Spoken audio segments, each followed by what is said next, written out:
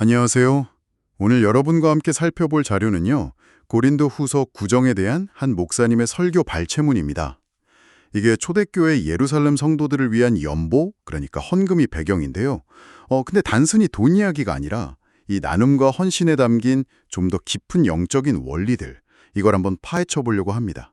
네, 바로 시작하죠. 네, 반갑습니다. 이 자료는 고린도후서 9장을 통해서요.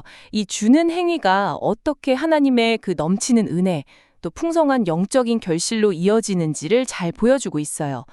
당시 이제 기근 때문에 예루살렘 교회가 어려움을 겪었는데 그 교회를 돕기 위해서 바울이 고린도 교회에 권면하는 내용이거든요. 사실 이게 유대인하고 이방인 그리스도인들이 하나 되는 그런 연합이라는 더 큰 그림의 일부이기도 했죠. 아, 그렇군요. 사실 교회에서 이렇게 물질 얘기를 직접적으로 하는 게 좀 조심스러울 수도 있잖아요. 근데 이 자료에서는 네 보물 있는 그곳에는 네 마음도 있다. 이 말씀과 연결하면서 드림, 그러니까 헌금을 마중물에 비유하는 게 전 아주 흥미로웠어요. 옛날에 펌프질 하기 전에 물 한 바가지 이렇게 붓는 거 있잖아요. 그런 것처럼 우리의 작은 나눔이 하늘의 무한한 은혜를 끌어오는 시작점이 될 수 있다. 뭐 이런 거죠. 부담이 아니라 오히려 기회다. 이런 관점이 참 신선하게 다가왔습니다. 네, 맞아요.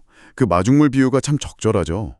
물질적인 나눔이라는 게 그냥 단순히 자선행위, 이걸 넘어서서 우리 믿음의 표현이고 또 하나님과의 관계를 이렇게 활성화시키는 어떤 시작점이 될 수 있다는 걸 보여주는 거거든요. 우리의 작은 순종이 하나님의 더 큰 역사를 여는 그런 열쇠가 될 수 있다는 통찰인 거죠. 그렇군요. 이어서 심고 거두는 법칙이라고 6절 말씀이 나오는데 적게 심는 자는 적게 거두고 많이 심는 자는 많이 거둔다. 이 구절이요. 이게 자칫 잘못하면 오해하기 딱 좋잖아요.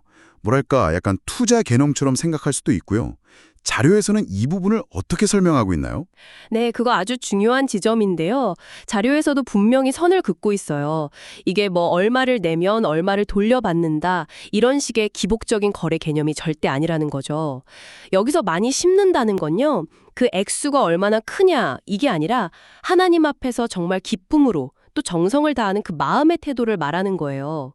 그리고 많이 거둔다는 것도 그냥 물질적인 보상, 이것만 뜻하는 게 아니고요. 인격이 성숙하고 믿음이 자라고 감사가 더 깊어지고 또 궁극적으로는 하나님께 영광 돌리는 것 같은 이런 영적인 자산을 풍성하게 거둔다. 이걸 다 포함하는 개념입니다. 그러니까 물질적인 ROI, 투자 수익률 이런 게 아니라 영적인 풍성함이군요. 그래서 바로 다음 7절에서 태도를 딱 강조하는 거군요. 인색함이나 억지 이런 게 아니라 즐겨내는 자를 하나님이 사랑하신다고. 근데 여기서 즐겨낸다는 그 원어 있잖아요. 힐라로스. 이게 영어 hilarious, 그러니까 아주 유쾌한이라는 단어의 어원이래요. 와, 저 이거 보고 깜짝 놀랐어요. 정말 그 정도로 기쁘게요? 네, 그렇죠. 막 너무 기뻐서 어쩔 줄 모르는 그런 상태, 그걸 연상시키는 단어예요.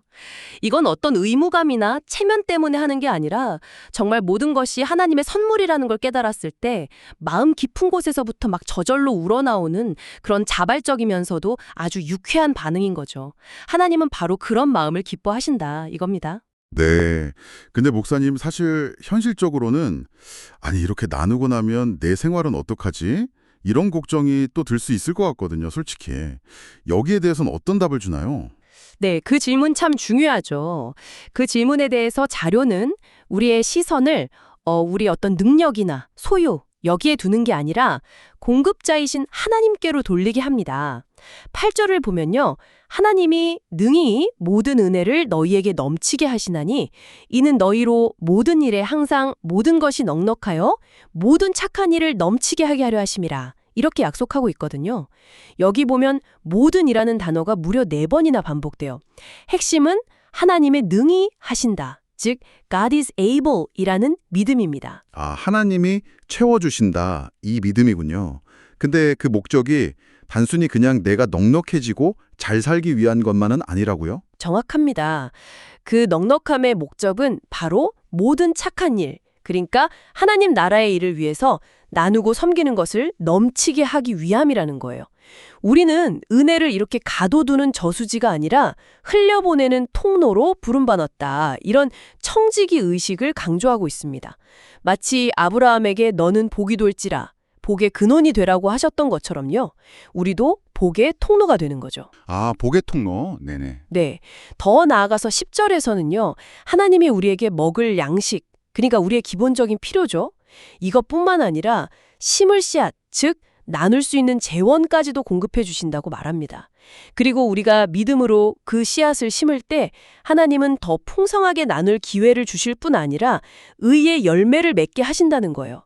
그게 뭐냐면 나눔을 받은 사람들이 결국 하나님께 간사와 영광을 돌리게 되는 결과로 이어진다는 거죠. 11절에 나오는 내용입니다. 그렇군요. 이야, 근데 단순히 물질만 전달되는 게 아니네요, 정말. 그럼 이 나눔이 가져오는 최종적인 결과는 뭐라고 정리할 수 있을까요? 여러 층위가 있는데요. 첫째는 물론 어려움에 처한 이들의 실제적인 필요가 채워지는 거죠. 12절 앞부분 내용이고요. 하지만 더 중요하게는 이걸 통해서 도움받은 이들로부터 하나님을 향한 풍성한 감사가 막 넘쳐나게 된다는 겁니다. 12절 뒷부분이죠. 또 나누는 사람들의 그 믿음과 순종이 하나님 앞에 증거로 딱 드러나면서 그분께 영광이 돌아가고요. 13절. 그리고 서로 배경이 달랐던 성도들, 당시 유대인과 이방인 성도들이 서로를 위해 기도하면서 그리스도 안에서 하나 되는 아주 아름다운 연합을 이루게 된다는 겁니다. 14절. 와, 정말 풍성한 열매들이네요. 듣기만 해도 마음이 따뜻해집니다. 그리고 이 모든 것의 정점에서 바울 사도가 감탄하면서 외치잖아요. 15절에 말로 다 할 수 없는 그의 인사로 말미암아 하나님께 감사하노라. 여기서 말로 다 할 수 없는 선물이 바로 예수 그리스도를 가리키는 거군요. 결국 우리의 모든 나눔은 이 최고의 선물에 대한 아주 작은 응답인 셈이네요. 네, 바로 그 점이 핵심입니다. 우리의 드림이라는 게 어떤 억지나 인색함에서 나오는 게 아니라 이미 받은 그 값없는 선물, 바로 그리스도에 대한 감사와 기쁨에서 아주 자연스럽게 흘러나오는 반응이라는 거죠. 그리고 그 결과는 나 개인을 넘어서서 공동체의 연합으로 또 하나님께 드려지는 영광으로 확장된다는 점입니다. 네, 오늘 이 자료를 통해서 나눔과 헌신에 대해 다시 한번 깊이 생각해 보게 됐습니다. 이게 단순히 물질을 내는 행위를 넘어서서 하나님의 은혜에 대한 기쁜 응답이고 또 그분의 공급하심을 믿는 믿음의 행위이고 더 나아가서 하나님 나라 이야기에 동참하는 거룩한 특권이다. 이렇게 볼 수 있겠네요. 정말 삶의 태도에 관한 이야기였습니다. 맞습니다. 핵심은 인색함이나 억지가 아니라 이미 받은 말로 다 할 수 없는 선물이신 그리스도께 대한 감사에서 우러나오는 자발적이고 기쁜 마음, 바로 그거죠. 자, 그렇다면 여러분의 삶 속에서 이 은혜의 통로로서의 역할은 어떤 모습일 수 있을지 한번 조용히 생각해 보시는 시간을 가져보시면 어떨까 싶습니다.